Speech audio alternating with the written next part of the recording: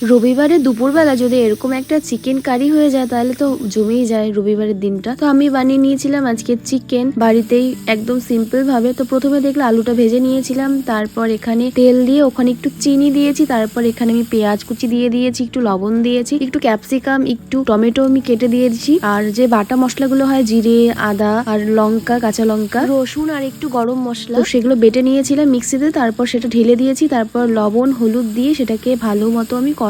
ভালো মতো কষানো হয়ে গেলে ওর মধ্যে আমি চিকেনটা দিয়ে দেবো, আলুটা দিয়ে দেবো, তারপর এটাকে ভালো মতো মিক্স করবো। পুরো জলটা শুকিয়ে যাবে, জলটা শুকিয়ে যাওয়া অব্দি ভালো মতো এটাকে কষাতে হবে অল্প অল্প করে জল দিয়ে। দেখো আমার অলমোস্ট কষানো কিন্তু হয়ে গিয়েছে। তারপরে আমি যেই মশলাটা দিই, আমার যেটা ভালো লাগে এটা হলো সানরাইজের একটা তড়কা মশলা। এই মশলাটা মানে চিকেনে দিলে আলাদাই একটা ফ্লেভার আসে। তোমরা এখানে চিকেন মশলাও দিতে পারো বা নাও দিতে পারো, এটা অপশনাল। তারপরে এটা ভালো মতো মিক্স করে দেখো আমার কিন্তু অলমোস্ট এটা কষানো হয়ে গিয়েছে। এবার আমি এর মধ্যে জল দিয়ে দেবো, তারপরে আমার চিকেন একদম হয়ে যাবে কমপ্লিট। তোমরা যতটা গ্রেভি চাও সেই অনুযায়ী তোমরা জল দিতে পারো। তারপরে আমি এর মধ্যে একটু ধনেপাতা দিয়েছি, এর মধ্যে চাইলে একটু কাসুরি মেথি বা গরম মশলা দিয়ে এটাকে নামাতে পারো। ভীষণ টেস্টি হয় খেতে, তোমরা একবার বানিয়ে দেখো।